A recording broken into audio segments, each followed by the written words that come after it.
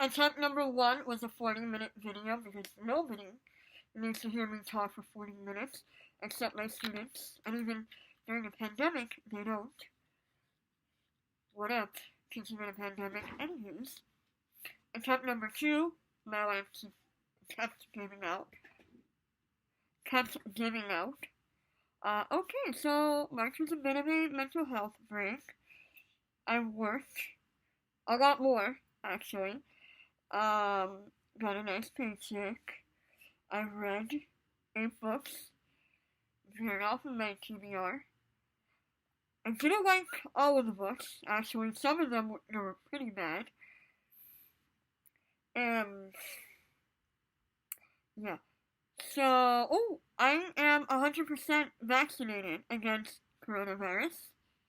I am able to travel anywhere I damn well please, except for North Korea, because, no. Without having to quarantine. Well, I can't go to North Korea anyways. Let's see what else.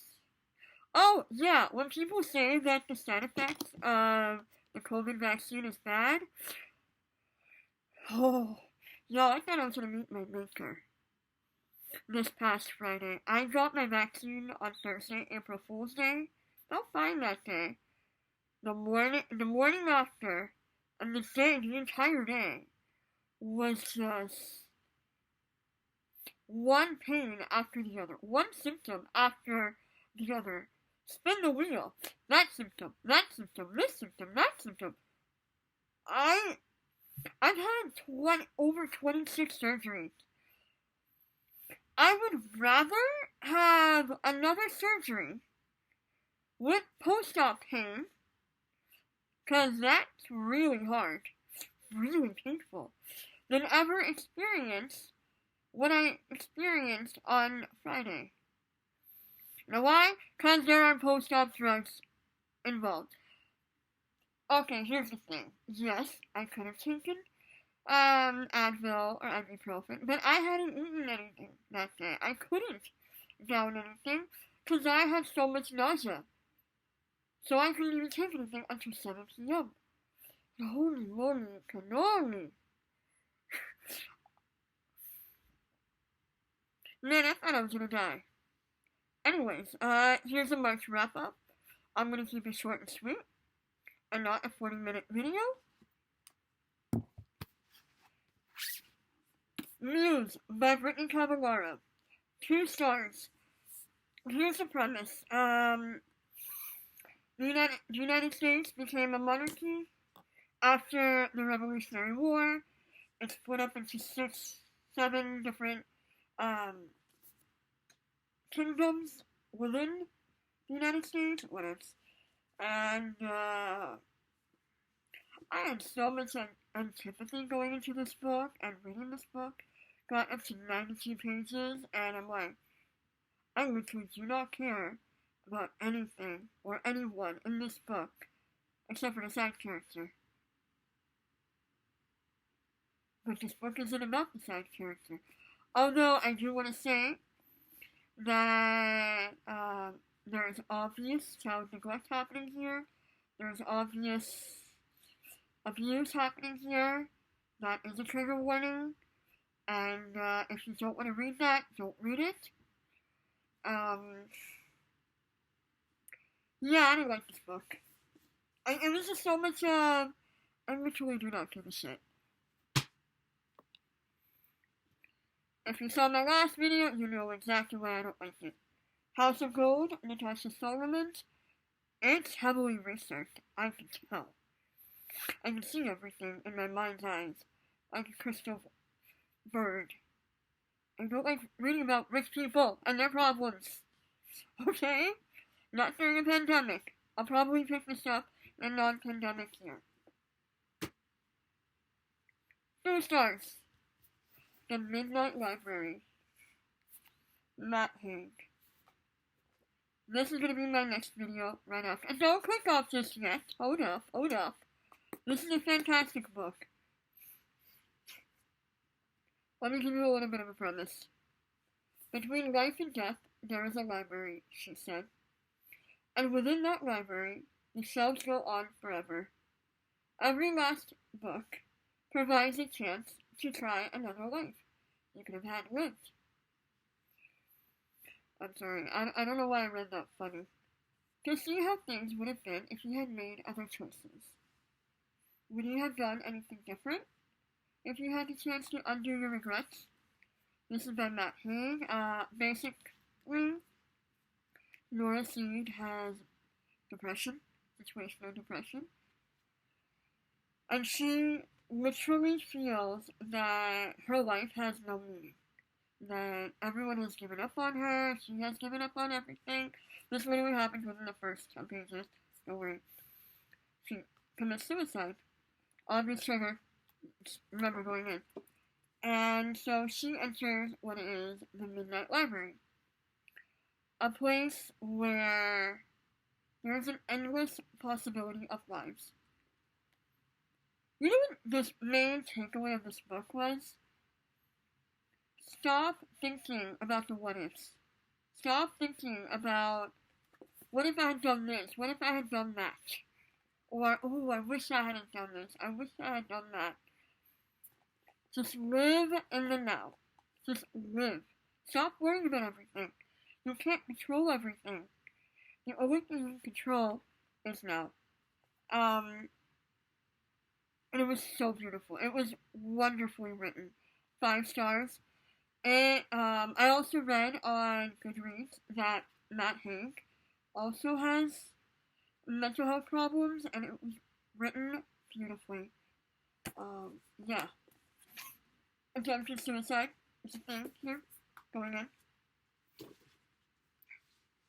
Alcoholism, as well.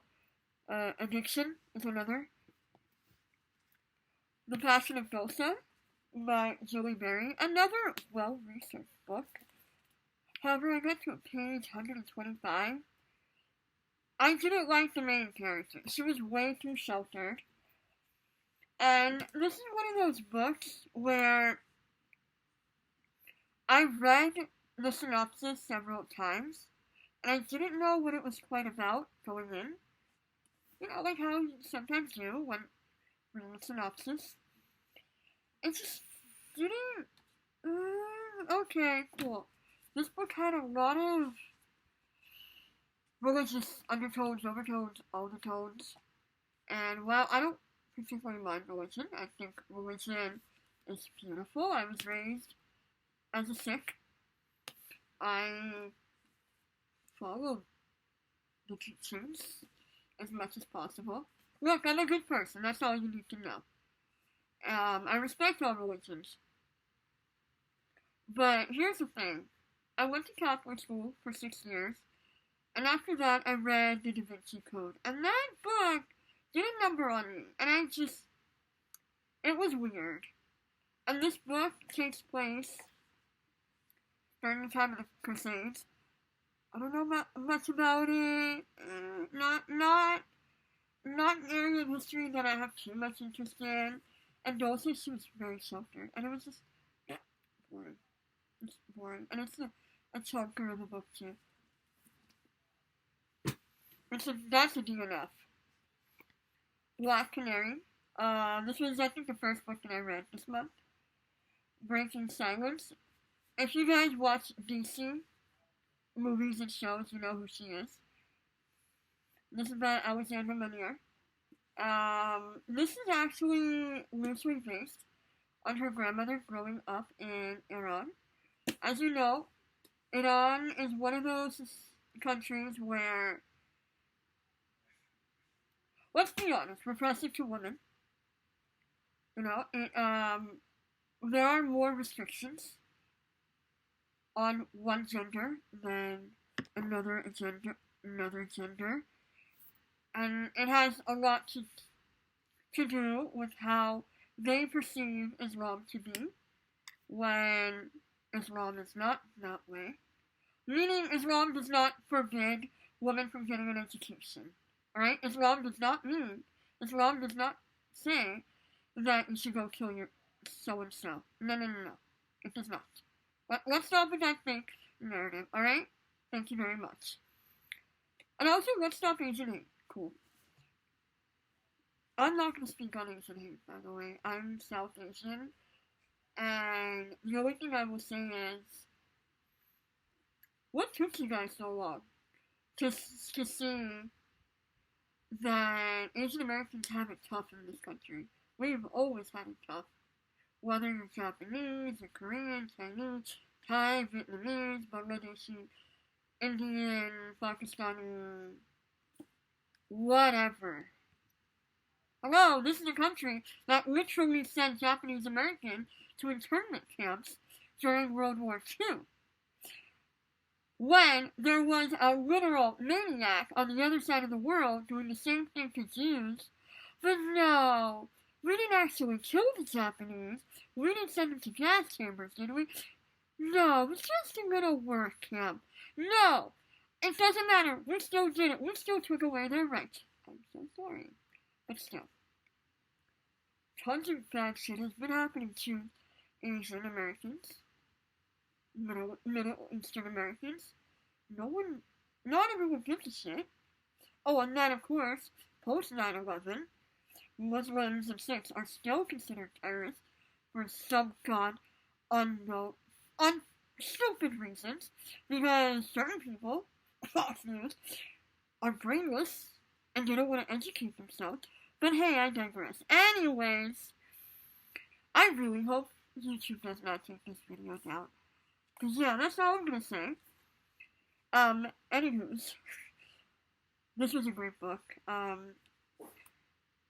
Alexandra's take on this was that Owl City has taken over, the Owl Court has taken over, Gotham City. The superheroes have either died or fled or been in prison or just given up, and women have no power. They can't hold high society jobs like lawyer, doctor, etc. And another key thing is that women can't sing. And it's a lot about women having their own voice. And in much like Iran and countries like Iran, women's voices have gone away. You know, when they try to speak up against oppression, they're met with force. Not like that doesn't happen here. Of course it happens here, but not as deadly. Anyways, this is a great book. I liked it. Others I read as ebooks or audiobooks, I think. Let's see. My mom's doing something in the kitchen. Also, let me tell you guys something. Up until 6 months ago, my mom was terrified of dogs. She had a bad experience with a dog when she was a child in India. And you know, in India, there's like a lot of stray dogs running around in there. And I have noticed it myself. Like, I would not go up to a dog in India on my own. Even despite having a dog at home, like, nope, not doing that.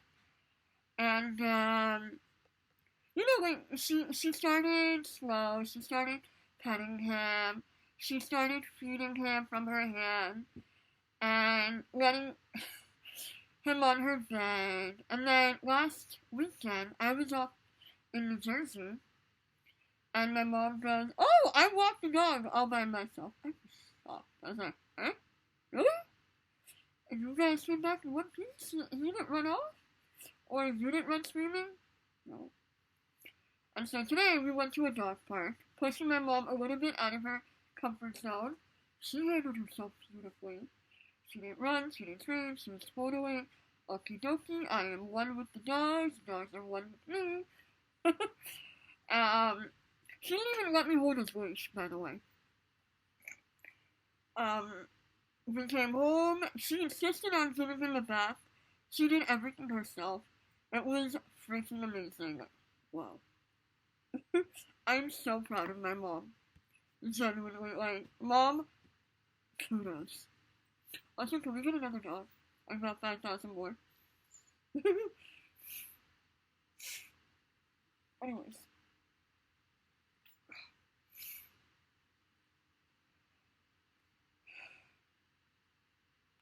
These Witches Don't Burn is a book that I read, ebook. It's by Isabel Sterling.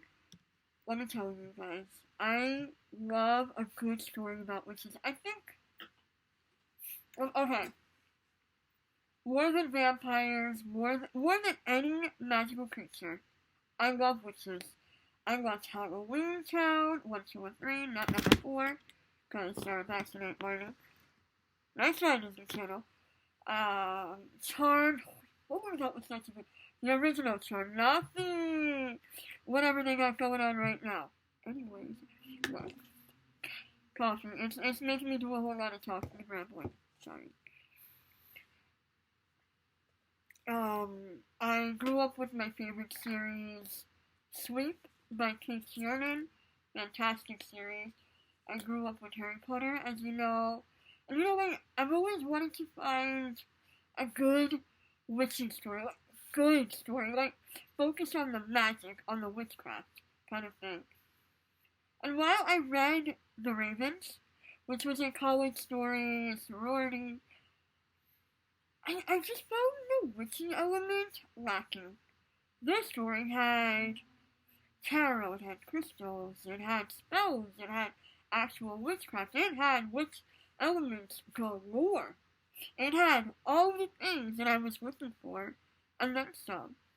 It also reminded me of my favorite series growing up. And I was like, damn, now this finally hits the nail on the head. I love this book. I don't know, I knew there were a couple of things that she could have fixed, and so I gave this book 4 stars.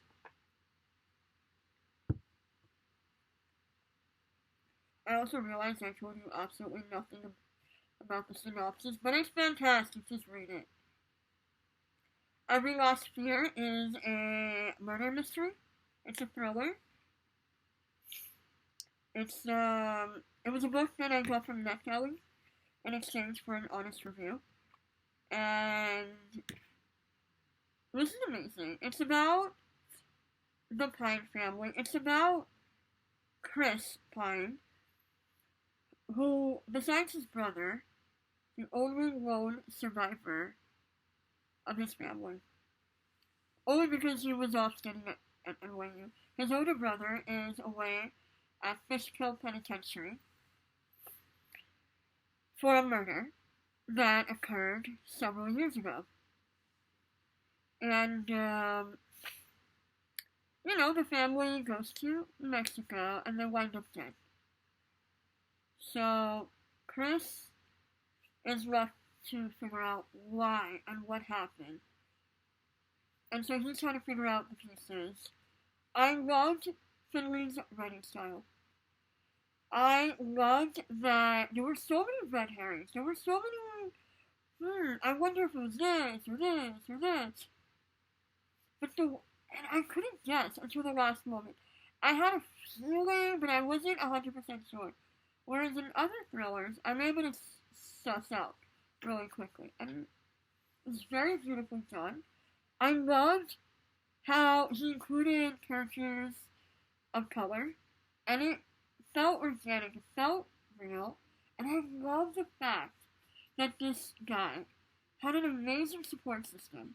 Like, besides his brother, he now only has his friends, and they're like, we're here for you, but no, we're gonna be there for you.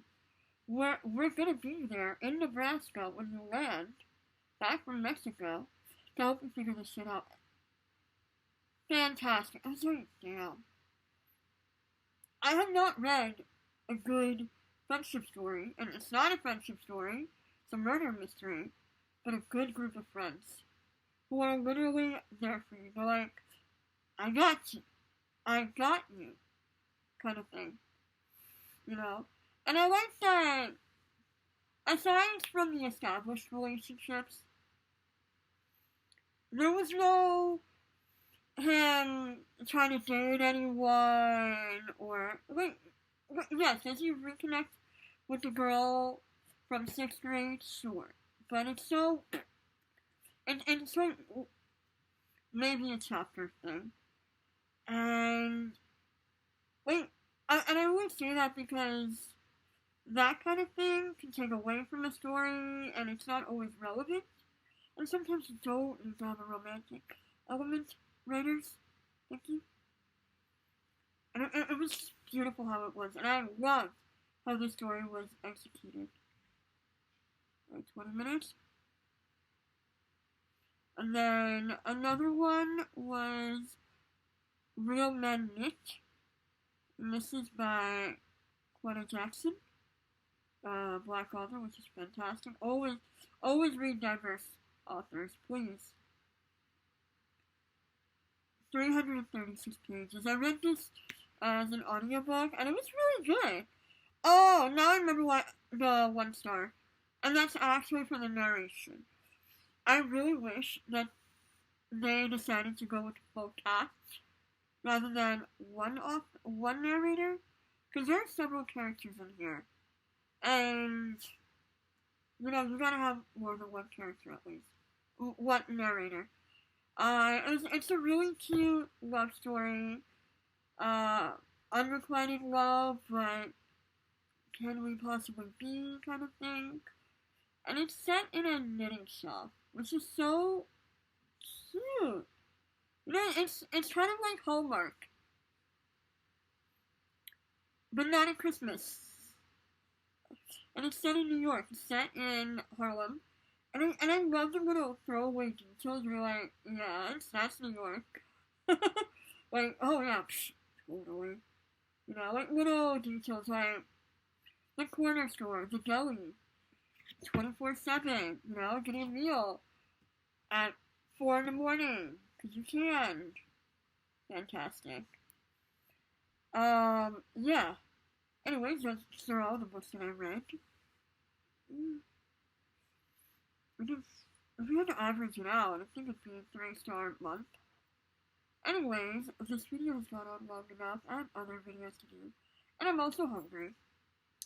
So yeah, I shall see you guys next time. Comment, like, subscribe.